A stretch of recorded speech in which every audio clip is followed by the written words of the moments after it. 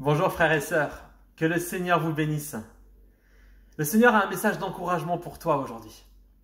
Le Seigneur a un message d'encouragement pour ses disciples, pour ceux qui veulent tenir ferme, pour ceux qui veulent voir les œuvres de Dieu se réaliser dans leur vie. Le Seigneur va parler à ses disciples il y a 2000 ans, dans Jean 16, verset 33. Et il va leur délivrer un message, une annonce. Il va leur dire « Je vous ai parlé ainsi, afin que vous ayez la paix en moi. Vous aurez des tribulations dans le monde, mais prenez courage, moi, j'ai vaincu le monde. » Le Seigneur Jésus, quelques versets auparavant, vient de parler à ses disciples et il leur a dit « Moi, je m'en vais vers le Père. Je vous l'annonce, je m'en vais. Et vous, vous allez rester ici. Et vous, vous allez continuer le chemin. Ça va être un chemin qui ne va pas être évident. Alors bien sûr, je vais vaincre le monde. » Il leur annonce. Je m'en vais vers le Père et les disciples le verront. Jésus est parti vers le Père par la croix et sur la croix, il a vaincu. Alléluia, il a vaincu le monde. Mais ce monde dans lequel vous allez vivre, c'est un monde de tribulation, c'est un monde de persécution. Vous, mes disciples, vous allez rester là, je vous avertis. Et je vous demande, je vous ordonne, prenez courage. Enfin, ma sœur, le chrétien a besoin de courage. Le chrétien doit être courageux. C'est absolument essentiel, c'est absolument nécessaire pour celui qui veut combattre le bon combat, pour celui qui veut tenir ferme, pour celui qui veut rester sur le chemin, pour sa vie personnelle, pour achever la course, il te faut du courage. Et il te faut du courage aussi, si tu veux que les œuvres de Dieu se réalisent en toi, si tu veux que dans ce monde, la lumière de Jésus brille, que comme Christ l'a ordonné, nous fassions des disciples, nous arrachions des âmes aux ténèbres. Le Seigneur le demande, c'est un commandement, c'est un ordre. Mais face à cela, l'adversaire ne se laisse pas faire. Il y a une opposition. Nous marchons à contre-courant de ce monde. Il y a un combat. Alors il y a des tribulations. C'est cela la marche du chrétien. C'est une réalité. Et Jésus l'a annoncé. Il n'y a pas de surprise. Les disciples ne pouvaient pas dire qu'ils étaient surpris. S'ils étaient surpris, c'est qu'ils n'ont pas écouté. S'ils avaient pu être surpris, c'est qu'ils n'ont pas vraiment écouté ce que Jésus leur disait. Parce qu'ils ne voulaient peut-être pas entendre. Toi, si tu entends en cet instant, sache que ce chemin est un chemin difficile. Le chemin du Seigneur, le chemin du disciple, c'est celui qui va à contre-courant du monde, comme Jésus lui-même allait à contre-courant du monde. Et Jésus dit, moi je m'en vais. Vous m'avez vu marcher à contre-courant, mais vous, vous allez continuer. Et ce chemin, il y a eu de la persécution contre moi, on vous traitera de la même manière. Il y aura des tribulations, mais prenez courage. Et le Seigneur t'invite en cet instant et il te dit, quel que soit ce que tu vis, quel que soit le moment dans ta vie où tu en es, peut-être qu'il y a énormément de combats, des géants face à toi, peut-être aussi que tu es face à une décision importante à prendre pour le Seigneur, pour ta vie personnelle, une conduite de Dieu. Et tu vois qu'il y a énormément d'opposition, tu recherches la face de Dieu, il y a des choses qui sont difficiles face à toi. Pour toutes ces choses, il te faut du courage. Si tu veux marcher comme un disciple de Christ, il te faut du courage. Parce que lorsque Jésus est parti, dans ce verset de Jean 16, verset 33, il leur dit « Moi je m'en vais, vous aurez la paix en moi, ok, vous allez rester là. » Il ne leur dit pas que tout va être simple. Au contraire, il leur dit « Vous aurez des tribulations. » Et le Seigneur veut te le rappeler. Un chrétien doit se rappeler cela. Un chrétien doit être courageux. Un chrétien doit absolument comprendre que lorsqu'il commence sur le chemin du Seigneur, qui est le bon chemin, le chemin, la vérité, la vie, c'est un chemin qui est merveilleux, mais c'est un chemin qui est difficile. Matthieu 7, verset 13-14, Jésus parle encore et il dit que le chemin sur lequel nous sommes, c'est un chemin qui est resserré, qui mène à une porte qui est étroite. C'est étroit, c'est serré. Et peut-être que des fois tu te sens enserré dans ta vie chrétienne, tu as l'impression que tout autour de toi compresse. C'est normal. C'est normal. Et le diable veut te faire croire que ce n'est pas normal. Il veut te dire que si tu ressens cela, c'est que tu n'es pas sur le bon chemin. Il te dit même, regarde le chemin du monde. Là, c'est un chemin qui est large. C'est pas une porte étroite, c'est une porte qui est large. Et tu dis, tu vois, ça c'est le bon chemin. Si tu es sur un chemin étroit, c'est difficile, c'est que c'est forcément le mauvais, c'est inconfortable. Enfin, ma soeur, c'est faux. C'est faux, c'est faux, c'est faux. Parce que le chemin étroit est le chemin qui mène à la vie. C'est le chemin que le Seigneur a annoncé, qu'il a pour nous. C'est difficile, il y a des combats, parce que c'est le bon chemin. Et Jésus nous avait avertis. Il y a des tribulations, il y a des persécutions parce que c'est le bon chemin. Et le Seigneur nous a avertis. Enfin, ma sœur, pour tout cela, il faut du courage. Un chrétien est forcément courageux. Un chrétien ne peut pas se permettre de se reposer, de se laisser aller dans la vie personnelle. Un chrétien doit rester à veiller en permanence. Il ne peut pas se laisser aller, frère, mon frère, ma sœur. Nous ne pouvons pas même être lâches face à l'adversité. Nous ne pouvons pas détourner le regard. Nous ne pouvons pas être inconscients par rapport à ce monde. Nous devons être courageux et confrontés. Alléluia. Il y a un texte de l'Apocalypse, chapitre 21, verset 8, qui est même très fort pour tous ceux qui ne seraient pas courageux. L'inverse du courage, c'est la lâcheté. Celui qui n'est pas courageux, il est lâche. Et ici, entre autres, mais pour différents types de personnes, dont les lâches, il y a un message. Il est dit, mais pour les lâches, leur part sera dans l'étang brûlant de feu et de soufre. Mon frère, ma sœur, les lâches n'hériteront pas du royaume de Dieu. Les lâches ne rentreront pas dans le royaume. Pourquoi? Parce que les lâches ne tiennent pas bon. Les lâches abandonnent. Et un chrétien ne peut pas abandonner. Si tu abandonnes, tu retournes en arrière. Nous devons combattre le bon combat. Nous devons persévérer. Nous devons continuer pour achever la course, quoi qu'il arrive. Même si nous sommes à contre-courant, que c'est difficile, nous marchons à contre-courant et le courant est contre nous. Et je ne sais pas si tu as essayé, mais c'est difficile. C'est difficile de marcher. Tu ne marches pas normalement. Tu vas lutter en permanence. Frères et sœurs, nous ne pouvons pas abandonner. Nous devons prendre du courage. Nous devons avoir du courage dans notre vie de chrétien. Le combat que nous avons, c'est un combat qui est spirituel. Et le courage dont nous avons besoin, il ne peut pas être humain. Nous avons besoin d'un courage qui est spirituel. Nous avons besoin du courage qui se puise en Dieu. Du courage qui vient d'en haut. Dans Josué 1, verset 5, 6 et au verset 9, Dieu va confier une mission à Josué. Une mission difficile. Et voici ce qu'il lui dit au verset 5, « Nul ne tiendra devant toi, alléluia, tous les jours de ta vie. Je suis avec toi comme je l'ai été avec Moïse. Je ne te délaisserai pas, je ne t'abandonnerai pas. Fortifie-toi et prends courage, car c'est grâce à toi que ce peuple héritera du pays que j'ai juré à leur père de leur donner. Ne t'ai-je pas donné cet ordre ?» Verset 9, « Fortifie-toi et prends courage, ne t'effraie pas et ne t'épouvante pas, car l'Éternel ton Dieu est avec toi dans tout ce que tu entreprendras. » Mon frère, ma sœur, le Seigneur commence ici en disant que nul ne va tenir devant lui. Il y a la promesse de Dieu. Je t'envoie pour réaliser ce que je veux pour mon peuple et je vais être avec toi. Le Seigneur Jésus a dit à ses disciples, j'ai vaincu le monde. Je l'ai déjà vaincu à la croix. Mais ce n'est pas pour autant qu'il ne faut pas que tu prennes courage. Tout ne va pas être simple. Et il le dit 2 fois, verset 6 et verset 9, fortifie-toi et prends courage. Verset 9, ne t'ai-je pas donné cet ordre? Fortifie-toi et prends courage. Et aujourd'hui, le Seigneur te dit, ne t'ai-je pas donné cet ordre? Fortifie-toi et prends courage. Le Seigneur te rappelle cet ordre pour ta vie chrétienne. Frères et sœurs, prendre courage, ça ne veut pas dire que nos peurs disparaissent, mais ça veut dire que nous avons le courage de les confronter, de les affronter, d'aller au-delà de nos peurs.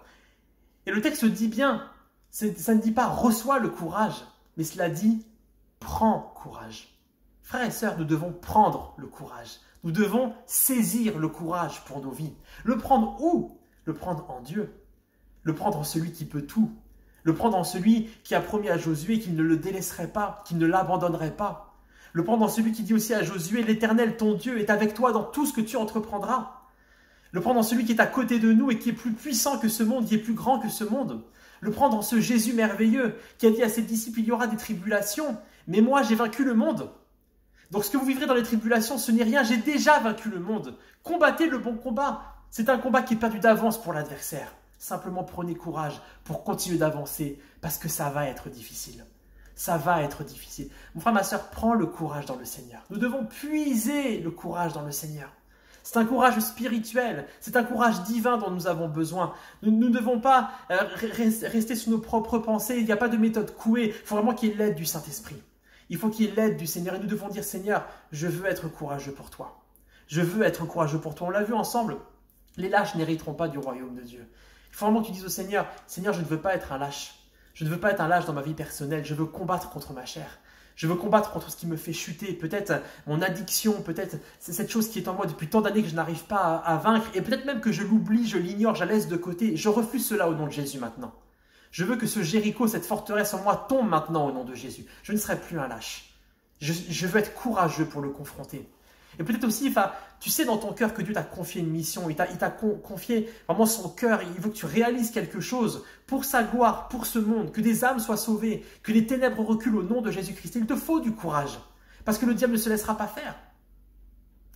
Alors aujourd'hui, ne sois pas lâche, mais confronte, et ose aller, même dans ce qui paraît complètement fou, peut-être un projet fou que Dieu te met à cœur, aie du courage, et réalise ce que Dieu veut pour ta vie, parce qu'il est avec toi, et c'est lui qui te le demande. Tu ne t'envoies pas toi-même, c'est l'Éternel qui t'envoie.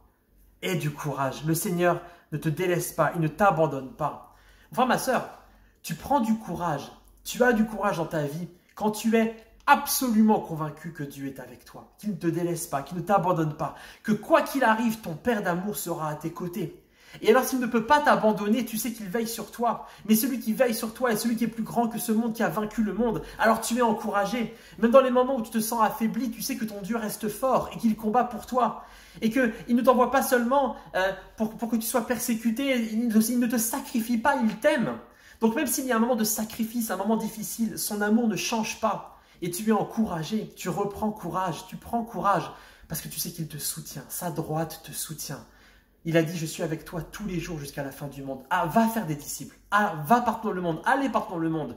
Et moi, je suis avec vous tous les jours jusqu'à la fin du monde. Ça va être difficile. Il va y avoir des combats, des tribulations. Mais je suis avec vous tous les jours jusqu'à la fin du monde. Béni soit son nom. Nous devons saisir ce qui est en Dieu, mon frère, ma sœur. Nous devons saisir ce qui est en Dieu. Nous avons tout pleinement en lui. Nous avons et les armes du combat et aussi le courage pour le confronter.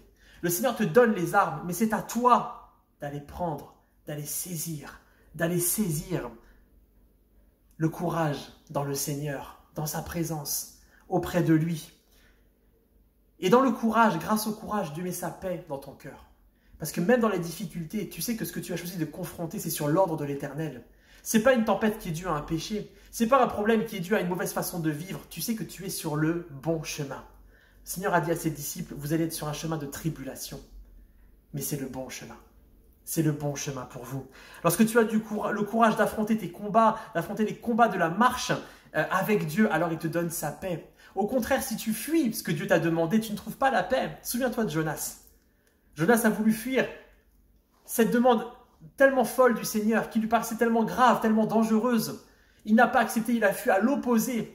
Et tout n'a été que tempête, tout n'a été qu'échec à ce moment-là. Il n'a pas trouvé la paix. Il n'a trouvé la paix que lorsqu'il a accepté de rentrer dans le plan de Dieu pour sa vie. Mais il lui a fallu du courage, le courage d'accepter. Enfin, ma sœur, j'aimerais t'encourager parce que celui qui est avec toi a été courageux. Jésus a demandé à ses disciples d'être courageux, mais il l'a été lui-même. Dans Matthieu 26, versets 36 à 39, nous voyons que Jésus a été courageux. Jésus a été courageux pour nous, pour toi.